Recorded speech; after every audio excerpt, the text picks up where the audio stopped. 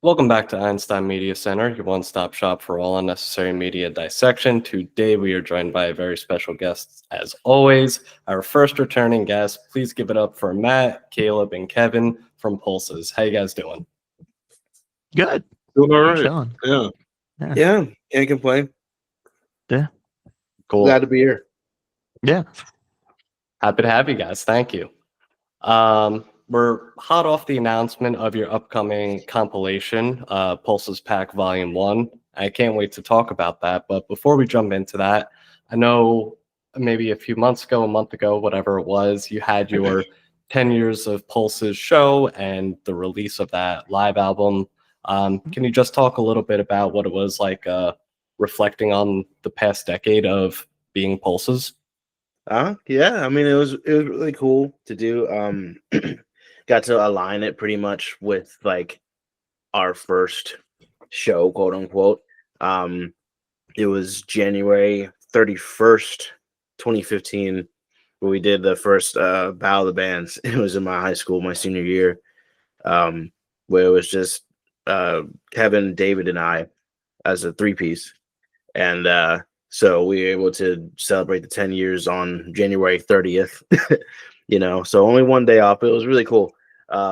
Just to do that whole thing. It was really like definitely one of the best shows we've ever done and been able to do, just in the fact of, the people that were on it. We love the lineup so much, like everybody on the lineup being Zach Benson, Cheem with Sales Ahead and Nightlife are just like such great friends of ours, and like to be able to celebrate 10 years with them was just something, again, we wouldn't have rather had anybody else in that sense too, because we feel like just those four bands also are emblematic of just like such important bands that we've met and been able to play shows with in those 10 years. So again, couldn't have gone off any better than it did.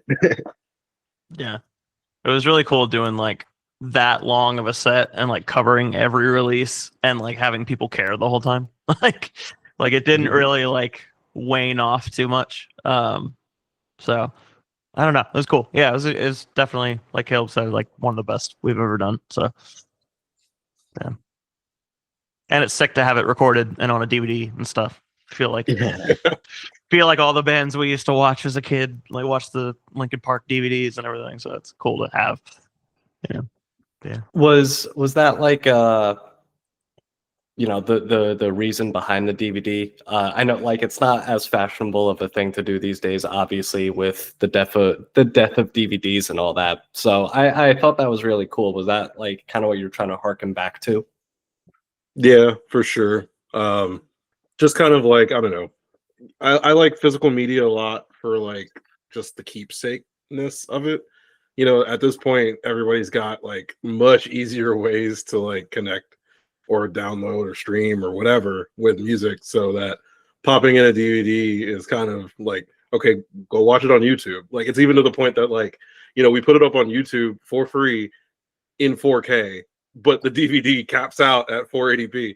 Like it's like you can actively do better than the DVD, but I love having it just because it's just, hey, I can hold this, I can look at it, I can read it. There's art that's special for it, and you get a little bit more of like a, I don't know, just a tangible connection to it. So it was cool to go back to that kind of a ideal. Word. Yeah, no, I love that. So 10 years, your last full length was 2023. And now we're coming up on this compilation, Pulses Pack Volume 1. So can you just talk a little bit about what this release is to you guys, and what made you come up with a compilation at this point in the band's career? I mean, mostly it just came from a fact of like, in some aspects, just to be honest, is, we're working on the next record and everything like that, but we know we're taking more time on it, letting it cook some more in a way. But, we always also just have a feeling of like not necessarily wanting to leave something good, or we deem as good, on the cutting room floor. Especially in a sense of like, I'm the one that's doing all the tracking, engineering, and mixing stuff. So it's just like the entry level of cost to put out a song is not as high as, other bands necessarily. And we're lucky for that, not to say we're lucky for me, not in that phrasing, but I'm grateful that I was able to learn that and everything like that. And we're all like good on that process now because we spent years trying to get to this point. And having, that trust between us to be able to do it. So it's just like, yeah, why not just sit down again and record some songs that we still deem are worth putting out. And especially in the meantime, like you said, our last full-length record was 2023. We were just like, okay, we need to put out something in the meantime while we're still writing this next record. So why not just take these songs that we like and hope that others will too. Yeah.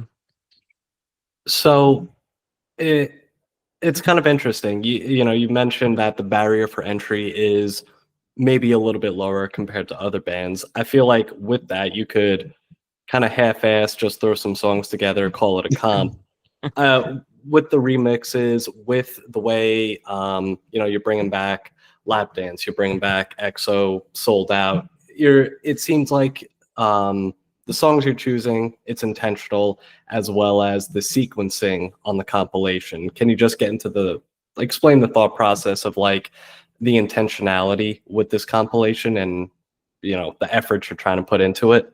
It's funny, like intention is really the crux of like this and the next LP, I feel like. In that, people are like, oh, you don't want to flood the streets with like whatever. And I'm like, well, maybe what if I do?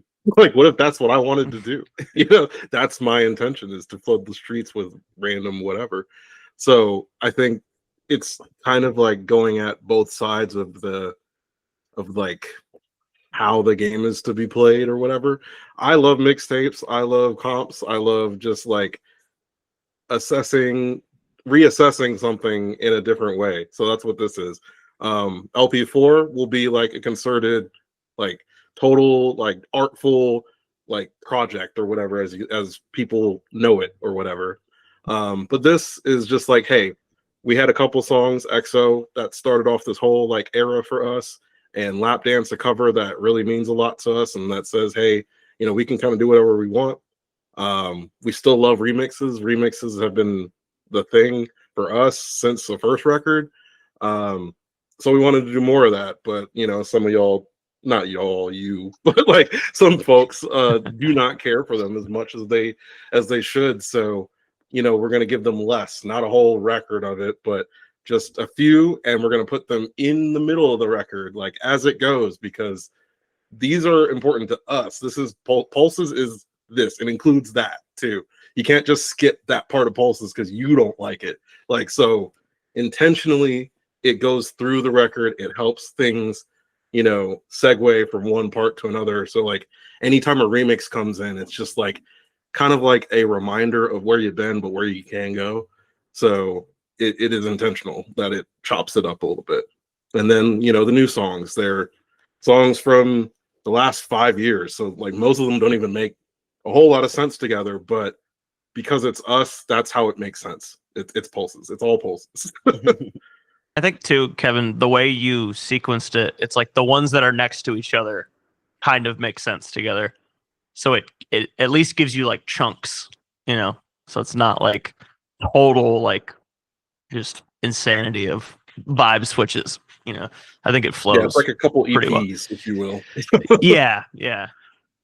So to talk a little bit about the remixes, actually, Matt, if I'm not mistaken, you did one of the remixes. Yeah, I did the Run the Ghouls one.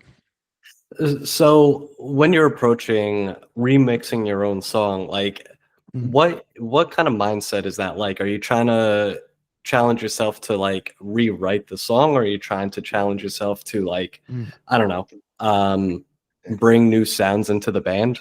with a lot of, because I did the first like 2 full records of it that we did, and then I did the XO one, and Zach did the other XO one. So with some of the older ones, I would really take way more like liberty with the structure and everything, and I would just take pieces of it and like chop them up and stuff, and then, which I still like doing that. But like the last couple I've done, I feel like I'll drop like the vocal in there and then figure out like what vibe I want, and then try to build it around either an edited structure or the same structure, which in this case I'm pretty sure it's the exact same structure. It's just a little faster or a little slower. I can't remember, but this one in particular was like, Turnstile put out their record, and Look Out For Me has that whole back half that's just like a Baltimore club remix kind of thing. And Run the Ghouls was like heavily inspired by Turnstile and other Baltimore hardcore stuff. So I was like, all right, well, making a Baltimore club thing makes sense for like the culture behind the song, I guess. So it was kind of me trying to do that. I did a bunch of research on the genre and tried to like pull some kind of tropes from it and stuff. So that was more of like a concerted effort to like be like, this is the style of remix of it. But it really just depends on what. Sometimes I'll just be like, this sounds like it could be this, and do it. Sometimes it'll have a reason. Sometimes it's just me tapping around on the beat pad with a vocal chopped up or something for like an hour until something comes out. But yeah, that's actually really cool. Look Out For Me is like my favorite song on the new Turnstile album. Nice. I I would definitely agree with that. That song, like, just that song has meant already so much to me. Like with this past year, it's definitely like easily one of my favorite tracks to even just like come out this year. Period. And that whole like sequence from the Wire quote on with the club beat is just incredible to me. I think that's really cool. How I was saying like Run the Ghouls was initially inspired by a lot of Baltimore stuff to come full circle with the remix. That's a really cool idea. Thanks. Yeah, it was just, try to, again, back to intentionality, like just trying to have an intention for why it is the way it is, so yeah. Awesome. And question for all of you, like, is there any particular song or moment from this compilation that either you're particularly fond of or particularly proud of that you'd like to chat about a little bit? Song in general, but really like the back half of 3 is like one of my, that series of songs has always been like some of my favorite stuff. Like before I was in the band, it was Untitled was my favorite song on Bouquet for a while. And then like getting to help write real quick too. Yeah. On that, because I gotta mention still. Don't you do this? Matt did a vocal cover of Untitled back in the day.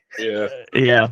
I need to take that down, but yeah, it was like 2017. That reminds me of one of those TikToks that I was just seeing, like a couple of them, the Are You OKs, and they were like, "Oh, what's something you want to scrub from the internet?"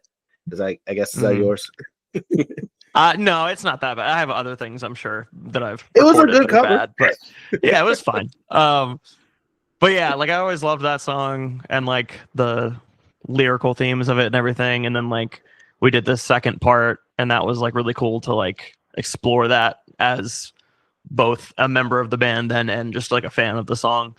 And then we were like, well, we still got him. I guess we'll do it again. Like we're still having to deal with this shit. So, but yeah, the whole back half of that, like just like musically came out of just like a lot of frustration with everything that's going on. And then like, I really like tried to like Hans Zimmer that shit at the end, and I just put like a full orchestra on it and like all these sounds and everything, and I was like really stoked on how it came out. Like I was just sitting here listening to just the extra stuff with the guitars and drums and everything muted, and I was just like, yeah, this is cool.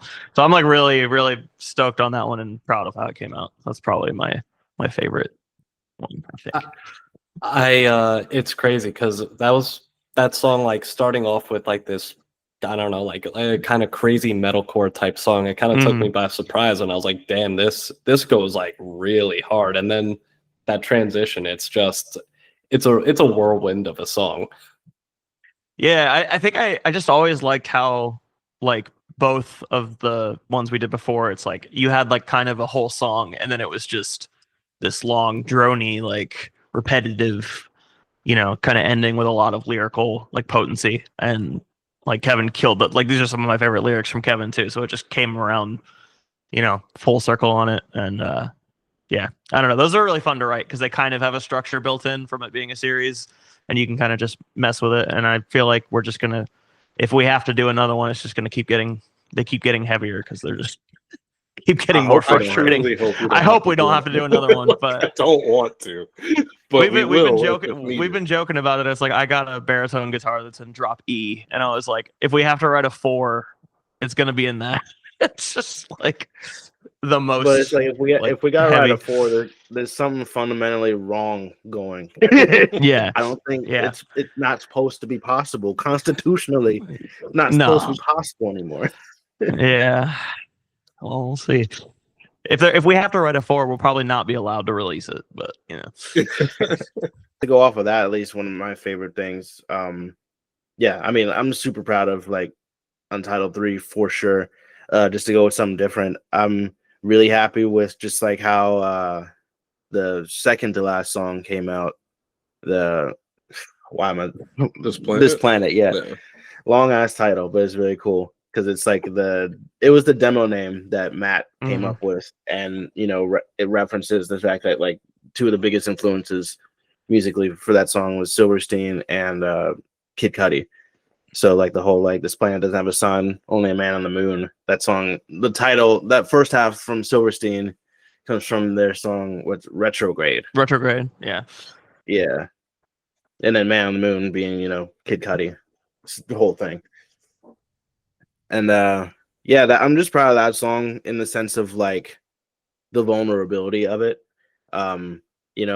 Generally, of course, you listen to us and there's a lot of like jovial things, or like if things do get kind of more emotional, it's still like there's still an air of like trying to have hope or positivity through it, but this one is definitely more direct in its vulnerability, I think, more than really we've ever done. And I was really happy with just again how it came out. I was just writing about it before. Like I remember I was just in a very low moment for myself, and I remember how it came about was like I wrote like in my notes app like a stream of conscious that was like 2 to 3 pages of just what I was feeling at the time, and I gave it to Kevin, and he wrote all the lyrics just based off of that stream of conscious. So yeah, it all just came out very emotionally driven, and yeah, I'm just really happy with like the lyrics of it, the melodies of it, and then also I know Matt did a lot of the music for it too. So I think it just came out as a very unique Pulses song while still having a lot of elements of us still. And I feel like also just with the nature of that song fits on this type of thing where I don't want it to be like a major focus of us, but here's a side, and that's the part of the like main inspiration behind the project is here's some different sides of us that we're capable of doing and that we have written that we may not want to put on like as the main focus on a full project, but here's something that's still important. It's really interesting to be vulnerable, and it's like these are my thoughts, these are my ideas, and then not just presenting them to the world, but giving them to Kevin and be like, hey, can you come up with the lyrics for how I'm feeling? Like, yeah. How do you feel about like giving it away to somebody else to then present out to the world? Yeah, it's like I feel like in this kind of case, it's easy just because he's my brother and we're very close, always have been, and I trust him with just like everything, really, in my own thoughts. We always kind of talk to each other about just how we're feeling about different things, whether it be like for the band and just life in general. So it, and then also he's just better at words than I am. He's obviously like been writing most of the lyrics for the entire tenure of the band and everything. So I knew that, if I just gave him like directness in what I was feeling. And then this isn't even like necessarily the first time, because again, I don't write lyrics, but I will give little ideas and little sentences here and there, and then Kevin is able to turn that into like a more lyrical way of saying it. So I knew that he was gonna be like just fully capable of doing that, and trusted him to be able to even better express my emotions than even I can think of. That's beautiful. It is a little bit. I didn't right? know all that. I'm learning on this too. I didn't. Yeah, gotta be vulnerable sometimes, you know. Mm. Kevin, any particular favorite songs or favorite moments from your perspective? It's like those are two pretty big ones. Like, I would say Elijah Wood is a good one. Not to first single is important, so you got to go listen to it kind of response. But legitimately, I feel like I think that was probably the latest one. Maybe, It's among It for was sure. maybe. Maybe. it was that one and 3, I think, were the last two that we wrote. So, Yeah. So either way, later sessions compared to Yeah. some of the other ones, and I think it's really a good indicator of where things are going, and I think that's kind of nice too, because outside of that, I really haven't. I don't think we've said that yet. That like the next record's kind of gonna sound a little different, just because that's where our heads are at now, and I think that one's a really good bridge to the future.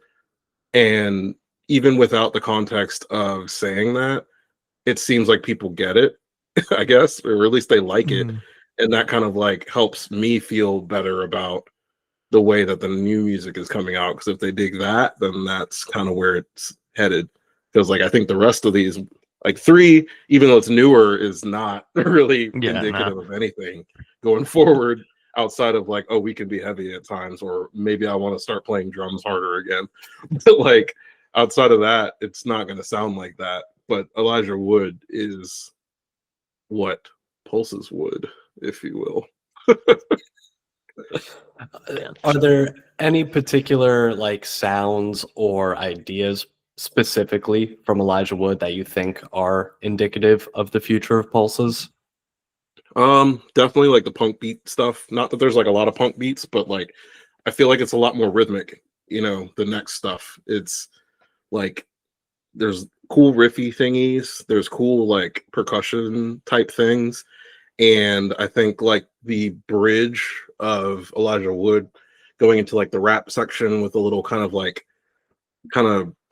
not breakbeat, but like boom bap feel, kind of just indicates on like how we're going to continue to do shit like that in the future. It's just like hip hop and danceable music matters so much. And if you put the punk with the dance, you get that other genre called dance punk, and that's what the next record is. Like, Yeah. And funny enough, it being one of the older ones like makes sense. Is kind of in line with the next record too, in that way, because Caleb wrote it to be like a dance punk thing. So that little chunk, I feel like, to me at least, is like a teaser. That's very cool. It's funny you bring up dance punk because I feel like 20 years ago, New York City dance punk, like LCD Sound System, The Rapture, that was a thing. I feel like, and I just saw last night, I went to the Viagra Boys concert. Like, I feel like Nice. in the 2020s, dance punk is having another moment. I find it interesting. Like, are you taking inspiration from that revival moment, or is it just like stuff you grew up with from 20 some odd years ago that's inspiring this sound? I think it's a little bit of both, to be honest. I know, you mentioned it. I was listening to like LCD Sound System the other day too. But then I feel like it is also like, see, it's a coincidence in a way too. Cause like, yeah, like you're saying, dance punk, I feel like is having a resurgence in a way, but it didn't, we weren't doing it because of that. It just happened to feel like the natural progression for us. and also just realizing, oh, so I guess other people are kind of getting in on that too. So that's also why I'm just like, we need to get in there first before, you know, people are gonna be like, hey, you're only doing this because of this, and it's like, nah. Because I mean, because one of the other things for me is just like, for example, one of my biggest influences for guitar music, you know, the last couple years has been Q and Not You. They're DC post-hardcore band, but like also dance punk as well. And then like, you know, Block Party, Silent Alarm has been always an album I've liked a lot since, you know, the 2000s and everything. But for some reason, just even more recently, I went back to it and it's just been on repeat for so much for me. So it's just like, and then also just some of these other bands too that are just like kind of adjacent to dance punk that are also like maybe like post punk as well has been a big influence for me, just listening to like Pretty Girls Make Graves. Funny enough, I was thinking about it. I'm just like, it's a lot of Seattle bands. Yeah. Because it's like, you know, Pretty Girls Make Graves, Fall of Troy, Blood Brothers, Gatsby's. But then it's a lot of Brits too, because of Yeah. like Block Party and Foals and Arctic Monkeys, or like stuff like that that kind of sit in that lane as well. Franz Ferdinand, they're not. They're like, Yeah, no, they're You put can. in there. You They go. can't. Yeah, They count. They're whales. yeah, Right? like, yeah, they're Yeah. Yeah. not Brits, but you know. I feel like it's those two and DC too then, because like you mentioned with Q and Not You, but then also like it's like I've been listening to a lot of like Fugazi and Dag Nasty and like older like post hardcore and punk stuff, like early hardcore stuff from DC. So it's just like those are like the three main ones. I feel like they're just But yeah, it's Yeah. just like I just think that dance punk has always been a part of us. If you want to stretch the meaning of dance punk in a way, you know, it's just like obviously there is a certain sound to it, you know, like Death from Above or something like that. That's a good one. But it's just like, you know, Run the Ghouls is a punky song that is danceable. So it's kind of just like, you know, the DNA was there, and I feel like, again, this is a whole preview for like the whole next record stuff at this point. It's kind of just like you take dance punk, what definitions and other musicalities can you derive from that? Nice, Yeah. nice, very cool. To talk a little bit about some of the other classic Pulse's influences, one of my favorite songs from the comp was Of Air and Sky, and one of the things that I really thought was fun was the Vince Staples interpolation. Was there something that Vince Staples was doing that like truly inspired you guys, or like you were really digging on at the time? I thought that was fun. That's the one that I wrote lyrics for on there. And yeah, I mean Vince is always like, I think he's one of y'all's favorites as well, Yeah. right? Like yeah. So it's like sure. he's always an influence on like, you know, the rappy parts of our stuff. But I literally like I had written I think every other part except for that like second verse. And I was like on a walk and I had Big Fish Theory on and that came on and I was like, wait a minute, let me put this over here. And then yeah. So it literally just was one of those things where I heard it and I was like, that would work. Steal it. Just but yeah. Another dancey ass album that's highly underrated too.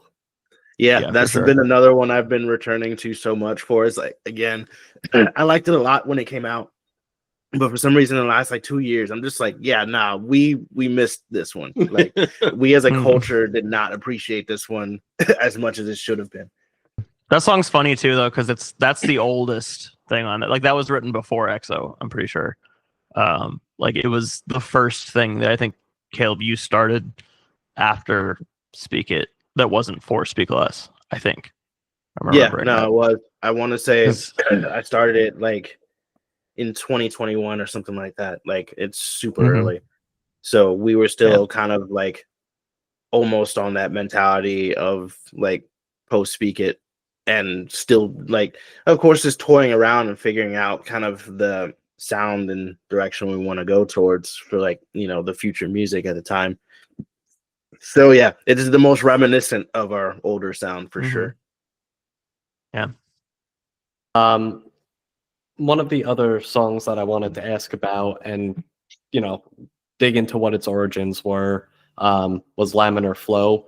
All I have written down in my notes is new metal type beat. Yeah.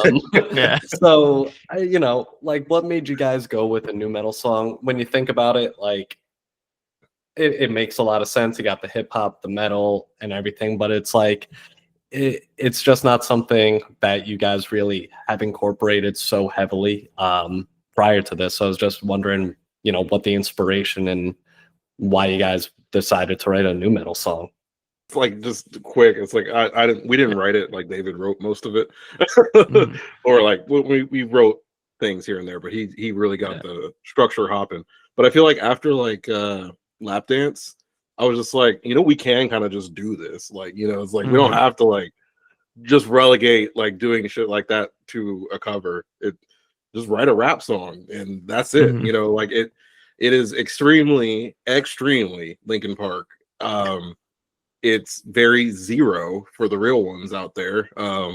So like I love when Linkin Park does just a rap song on their records. Like it's not like nobody's listening on Meteora. It's just a rap song. Like it's not like this rock thing. It's, I mean, yeah, it has guitars, but whatever. It's a rap song. Chester's doing a hook, and then we're rapping. Like that's it. So it's like I'm like, you know, why can't we do that? At this point, like I feel like nothing is off the table, and I really wanted to do that, especially, you know, again after lap dance and being on the new metal comp and like crazy ass moments in new metal fucking with us a little bit, and so I'm like, here you go. We'll give one back to you. That was David's baby because it's like I wrote that first riff and I was like, it was kind of like a spirit boxy thing, and I was like, well, we're not going to use this. This doesn't fit anywhere, but I'm going to throw it in the folder. And David tends to like find the ones that we weren't planning on using and then turning them into full songs. And a lot of the time, it's like, oh, this is really cool. Like that one in particular, we were like, this is crazy. It's really good. We can't put it on the record, but like we have to put it out. So it was definitely like an always like we're gonna release this. He made it like a round, so like Yeah. it does the like thing where like one instrument plays something and then the next one plays it and that one plays the new thing and then it rotates between the two guitars and bass. It's just his brain is different. He just like, he comes up with these crazy ideas and they work like in the weirdest but coolest ways. So And I'm also just grateful for it to be on here in the sense of like, again, the mentality of the project too is just like, why not? yeah. And you know, it was fun to do, and that's the main thing behind it too. It was just fun to do, and you know, that's why hopefully this will be just something, if you know, given that we have the time to do so, I hope this is something to reoccur, like how we called this volume 1, you know. So it's just like any of these type of songs that we write that are obviously out of our like stylistic wheelhouse completely, but we did it just for fun. Why not put it out that we think it's still worth listening to, you know? So yeah, why not just do it for the hell of it, just for fun? For the Yeah. love of the game. Mm-hmm. Yeah. Nice. It is, so, you know, with you saying that, like, hoping to do a volume 2. I can totally see why. I feel like this gives you the freedom to push, you know, as you guys always say you do, push the boundaries of hardcore. I feel like the compilation gives you the permission to push it even farther than you normally do. Is that like, you know, once you decided on the compilation project, is that like if you were still writing songs where you're like, now we got to take it even a little bit farther because people might be a little bit more forgiving on the receiving end? I mean, I feel like, yeah, it's like I just to have the space this far into it, I think, to kind of not care is so like more, it's more rewarding than people realize. I think there's like a lot of like stuff that goes on behind the curtain that really needs to be like yanked back. Especially, you know, as I guess things become more AI, which fucking sucks, or tickets to shows become more expensive and people can't go to them, and like it's just like things are getting so much more difficult to engage with the humanity of a band, that the more that we can do to kind of like just bridge that gap, the better. So I'm just like, yo, this is a project so y'all can like stop hating if we do something that like kind of flops. like 'cause the amount of like, you know, artists, you know, that you've seen over since the beginning of time, they drop a record that kind of goes a little left field because they're just tired of doing the same shit, and everybody's like, oh, that sucked, I'm writing you off forever. It's just like, I mean, I've done it myself, but like it's taxing, like especially in an age where we're like, I can barely afford to do it, you know, like, so it's just like if I have an intention to do XYZ and y'all come back and say, not you, the general y'all, come back and say, oh, that blows, but my intention was this, and you don't want to understand that intention before you say it blows.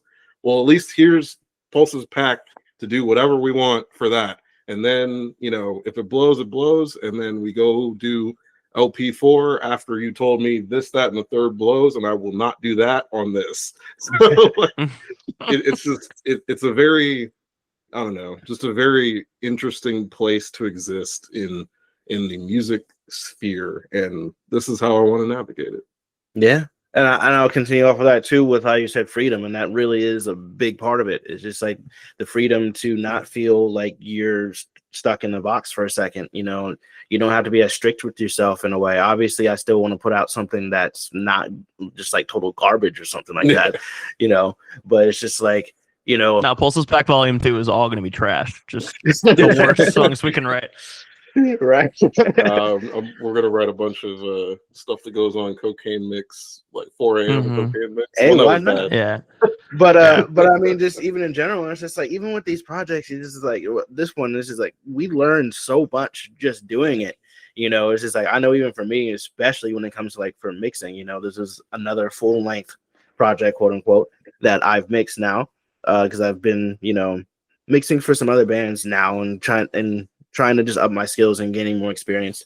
But, you know, this was just another example of just a project to gain experience from, and just us as writers. And, you know, even if it may not sound like it, you know, musically or sonically or what have you, some of the stuff on this informs the next record for sure in how we tackle things. Even just like, for example, you know, Laminar Flow being a new metal song that has a lot of textural elements in the production that Matt did.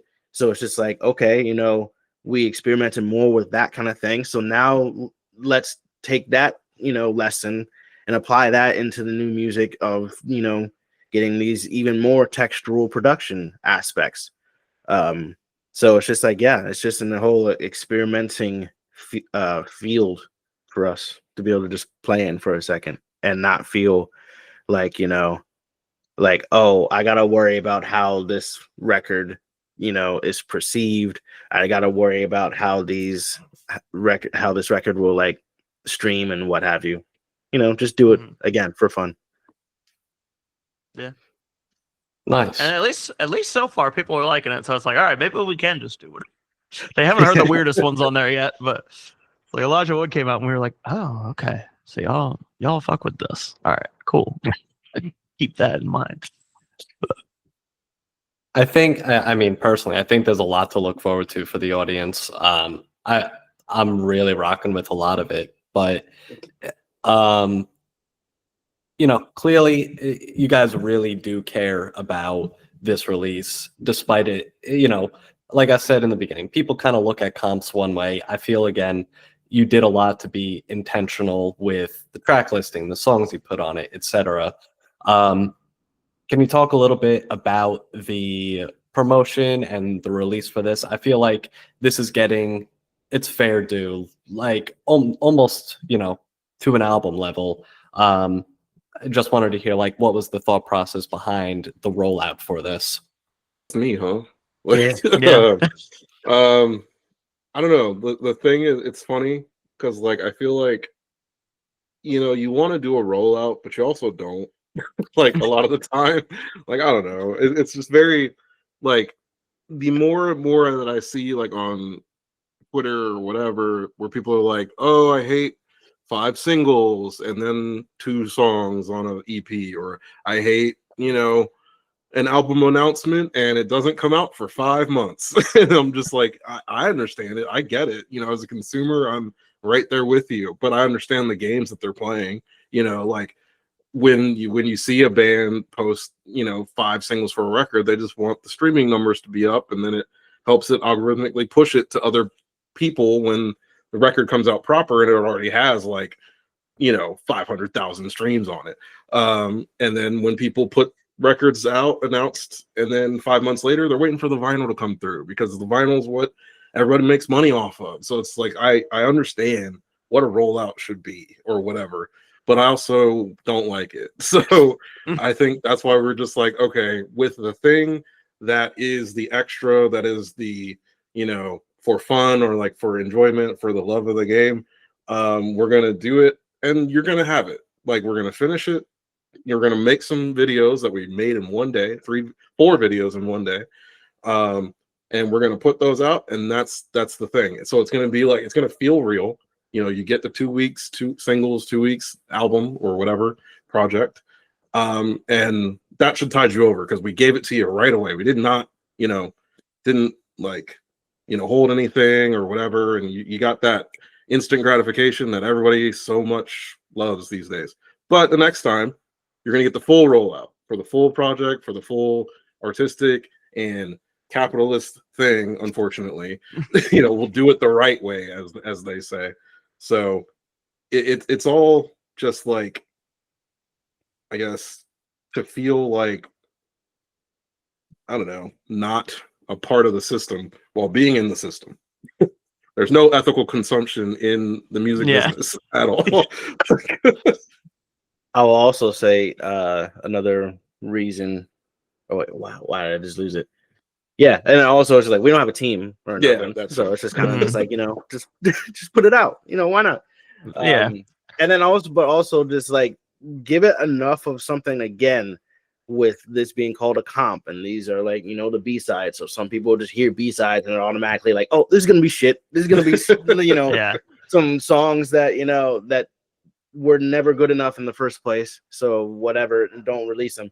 But it's like, no, these are still worth something to us, or at the very least, again, went into this being like, yeah, maybe not everybody's gonna like every song on this or whatever, but you can pick and choose and add to your playlist and what have you, what you like from it. But yeah, so we wanted to give it at least enough of something to make it not completely ignored, because it's something to pay attention to. Yeah, I think that's why we like in any like official context, we've never called it B-sides. Like, we've told people that like before we had announced it, just like, oh, we got some like B-sides coming out and stuff. But like Kale was saying, it's like people are afraid of that word. So, but you put compilation, and at least it still doesn't get taken as seriously as an album or whatever. But it's like at least sounds like it's something, which has been, I feel like any press that's covered it or anything has like understood it, surprisingly, which I didn't think like anyone, whether it's listeners or press or anything, would like get it. But it seems like people get it more than. I think it was the last minute decision to pivot to compilation, honestly. Like, and I'm going to give myself credit for that, because it's just, I guess, like, because the thing that I was like really trying to avoid when I said comp was I didn't want the rando Reddit comment of EXO came out like 3 years ago. Why is it even here? Because I see it all the time, when bands like have like single from years ago on the new project, and I'm like, well, you're wasting the spot with that. We already know what that sounds like. We've been listening to that for years. So I'm like, okay, well, if it's an EP, people still get mad at that. If it's a mixtape, people don't understand mixtapes in rock for some reason at all. Like, y'all are dumb. I don't understand what that's about. But compilation, y'all know what that means. That, I guess, like, for some reason, the longer word is easier for people to understand. So compilation it is, I guess. Yeah. It's like we had toyed with like making it a deluxe, but then again, it was like, okay, well these are B-sides or whatever, and then you And know we're 2 people years ignore it. out from the record. Yeah, that too. Same Yeah, thing. exactly. 2 years later, like I mean, it worked for SZA, but we're not SZA, so like We're not SZA, unfortunately. I am not built like that. I wish I was sometimes. Yeah, but It is funny because I saw the announcement on Instagram and I was like, oh, okay, yeah, it's a compilation. It's a whole new thing. You pulled the wool over my eyes. So, There you go. yeah, but for last question, coming down to the end of the year, in November now, I just love to know, like, what have all of you been listening to? What has been like man. music that either you've gone back to or that's come out this year that has touched you? I'm opening up my Let me pull Spotify up. right Yeah, now. same. Let's see what I the will last say one a is. more recent ones, because we can just like bounce off each other. One, Gatsby's American Dreams new EP that they dropped, 3 tracks. I am so grateful that they're back in any sort of capacity. I remember we went up to New York and saw them live last year, and that was just something I never thought was gonna happen for me, you know, seeing them live. So I'm just like, y'all came back. I saw y'all live. Y'all put out new music and are seemingly like still in it and wanting to put out more music. So I'm just like, hell yeah, I love that. And the songs are great. It's like they didn't even miss a beat. Sounds like anything they would have put out back then. And then another more recent one was the new Motion City soundtrack record. Yeah, that's really What was good. it called again? The Same Old Wasted Wonderful World. I don't know what it was. It was just something about it that, like, I remember my brother and I listened to it while we were driving up. We were going to hang out with Sierra from With Sales Ahead. It was her birthday, and we were just driving up to Jersey, and it was just like a really sunny day. And we put that record on, like, not to disrespect him or whatever, because I love Motion City soundtrack, but you know, with a lot of bands from their era coming back and having not done a record in so long, you know, your expectations are a little lower. But then, like, literally from the first track, as I got into it, I'm just like, oh, this is cool. And then literally just kept going. I'm like, this is dope. This is great. And this, like, it's really cool to see, again, a band from that hasn't put out a record in 10 years and from that era still come back and put out something really good. So definitely shout out to that one. I'm looking at my spreadsheet. I'm looking at my spreadsheet, and this year has been so long. Like, what do you mean? Like, Lady Gaga came out in March? Like, what do you? Let's see. New record wise, the Callous Cowboys record is great, of course, because they're the best. Arm's Length record's really good. I've been listening to that a good bit. Turnstile's probably in my top couple when it comes to list time. Like, I feel like they just took what they did before and just perfected it, like made it even more like creative and more just expanded their palette, but like in a way that makes sense. Especially after like seeing them live, I was just like this year, I was just like, oh yeah, this everything translates so well. I like, you know, even through the pepper spray, but you know, but Stray record was really good. Stray from the Path record. Haley Williams record was really good. Yep, double that. Yeah. JR record was really good. I need to listen to that more, but the JR record was really cool. It was like heavy ska almost for like half of it. And I was like, this is sick. My partner, I just went and saw Sabrina Carpenter the other day, so I've been back on that record a lot. End It was really good. Yep. I'm literally just scrolling down my oh, the new AFI record's really good. I like that a lot. Which I've never been an AFI guy, so it's like cool to like get into them on like record 10 or whatever it is, but it's really good. And then I've just been on like fall shit recently. Like I've been listening to Typo Negative a lot for the first time in my life, and I'm like, this is kind of cool. But then, and like I said earlier, just old punk, post-hardcore DC shit. So Nice. I don't know, Kevin, what do you got? Pink Panther's Fancy That. Yeah, that's probably going to be like my album of the year at this rate. Honestly, it's up there. I was gonna say that, and you gotta say Clips. Yeah. Let God sort them out. It's crazy. Don't Tap That Glass, Tyler Creator. Which, funny enough, I don't know why I like it more than Chromacopia. That's just me. I don't know. Yeah. Just the kind of guy I am, I guess. I don't know. I don't know what to say. But It's like Turnstile's it's dance always music there. again. Yeah, that's fair. That's- Yeah, I mean, yeah. I've been in like a very like no guitars like mood Mhm. this year. I feel like, I mean, outside of like the mainstays, like I'm never gonna knock Linkin Park out of my top spot. I'm never gonna knock Fall Out Boy out of like the rotation. But I've been hella into Janet Jackson this year. Yeah. Mariah Carey. Like I'm been in my diva bag. I feel like again. But I don't know. I'm always in my diva bag. I don't know, dance punk stuff. It's like that Foles record, Block Party and Silent Alarm. We already mentioned that. Just listened to Cuban Not You the other day. What I listened to recently, Usher, 8701, that old record. I love the Neptunes. I'm re-loving the Neptunes so much. Like I cannot get enough of anything Pharrell touches at this point. Well, most things. You were saying Some the other day. You were saying the other day that when you were a kid, you were just like, "Oh, Pharrell's just on everything, like singing. That's crazy." And then now you're like, Yeah. "Oh yeah, because he made all of it." Exactly. And I was just like not as aware of like what is it? What is a band? What is an artist? What is a producer? Mhm. What does that even mean? But yeah, that's always kind of like in rotation. That Skrillex record though was really cool. That came out that this was year, sick. right? Was that like the playlist record? Yeah, Yeah, That was like really like cool. some old stuff and blah Yeah. blah blah blah blah. Yeah, it was cool. kind I of. don't know. Honestly, it's kind of what Pulse's Pack is. Pulse's It's Pack, old yeah. stuff, new stuff, remixes. Yeah, that's See, true. us and Sonny just Yep. Fuck you, Pulses. You think you're Andy Warhol. yeah. Oh, and another one, that Earl, Live, Laugh, Love. Yeah, That was the cool. Earl Sweatshirt, yeah, that was Yeah. really good. I did like that. I love Happy Earl. Like, Yeah. like we've got enough of like I want to kill myself, Earl. But I'm glad he's like I think he's got a kid now and everything. Yeah. So I'm like, this is good. I don't know. I don't know why that line always hits me for some reason. On like the last song, he says something like "I get it now" or something, and I'm just like, damn. yeah, I'm glad you do, man. Like, Because I don't. Yeah, I don't. I hope I remember get there you- someday too.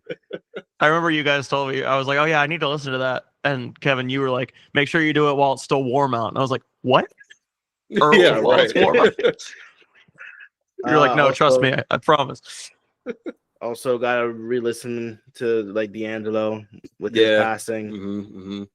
I know that was like, yeah, shit was tragic. Of course, like we were on our way to doing our first show with Anamanaguchi, and I was sitting in a fucking Raising Cane's bathroom, and I hop on Twitter, and they're like, D'Angelo died. I'm like, what the fuck? Yeah. And then I had to walk out that bathroom and tell everybody.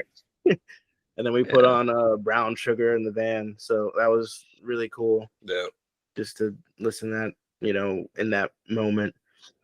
I don't know why I've been putting on 80s hip hop lately. Yeah. Like Rakim. Yeah, like Rakim, Curtis Blow, Run Run DMC. Beastie Boys. Yeah. I don't know actually I do know what inspired it, because I just saw one of those TikToks. I was just like, oh, 80s rappers just be talking about their life in this way, like ha, ha, ha, ha. And then I was like, you know what? Yeah, they do. They do that.